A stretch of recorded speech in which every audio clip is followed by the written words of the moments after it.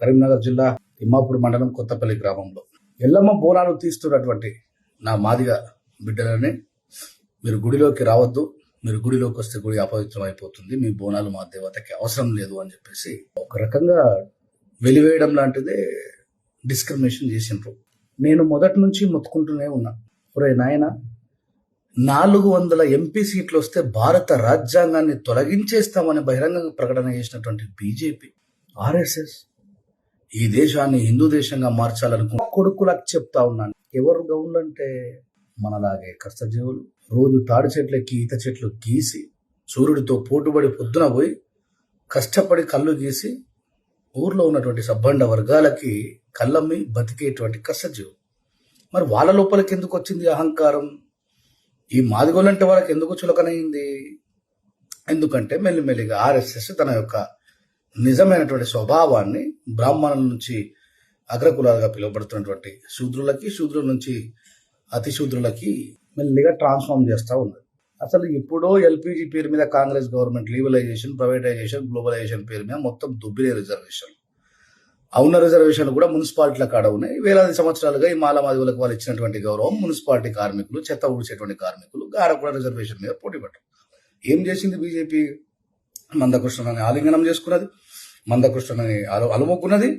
కర్ణాటకలో బీజేపీకి ఓట్లు వేయించుకున్నది, తెలంగాణలో బీజేపీకి ఓట్లు వేయించుకున్నది. తీరా కట్ చేస్తే ఏం జరిగింది?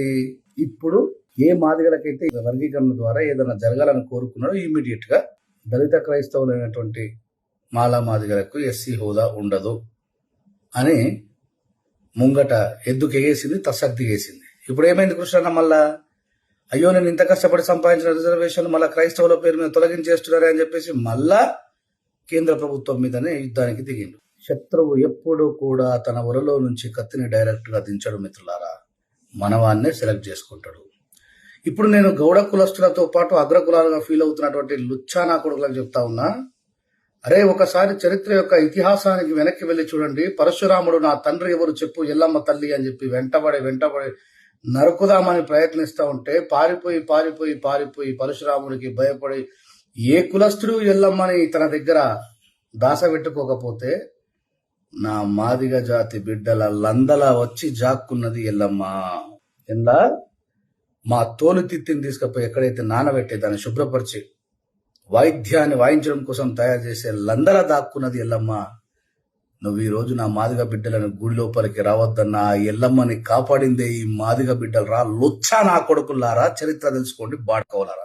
ఇక పోతే మిస్టర్ బండి సంజయ్ అన్న వీరాజు, ఈ మా మాల మాదిగ కూరగాళ్ళు దళిత మోర్చల పని ఈ బతుకుల నా ఏం మనుషులు రా మీరు?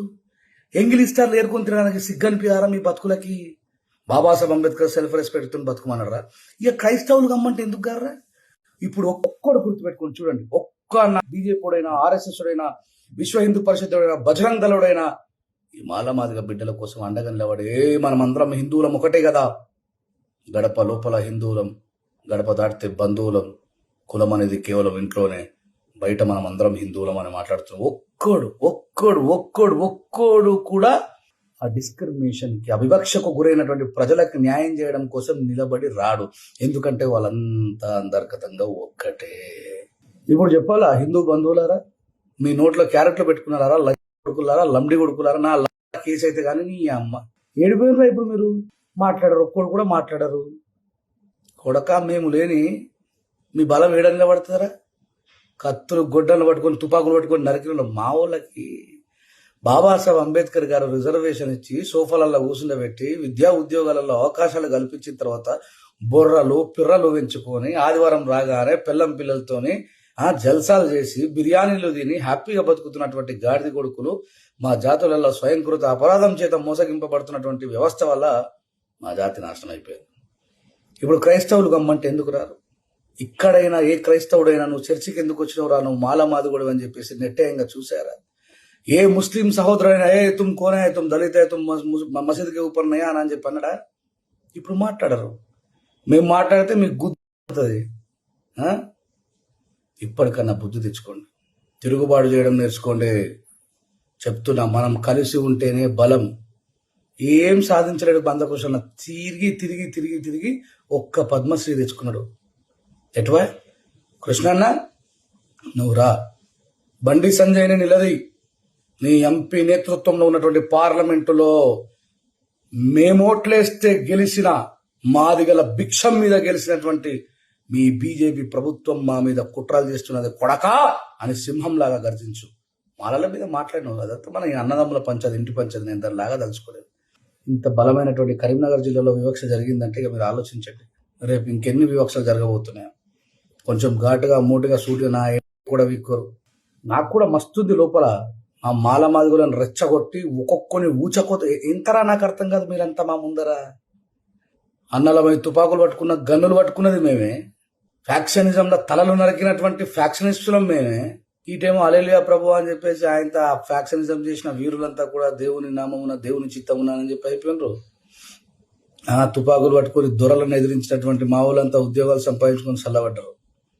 ఇది తిరుగుబాటు చేయాల్సిన సమయం. ఈ దేశం మనది, ఏ లంచ భిక్షమే బతుకుతలేం, గుర్తుపెట్టుకో. మూలవాసులం మనం.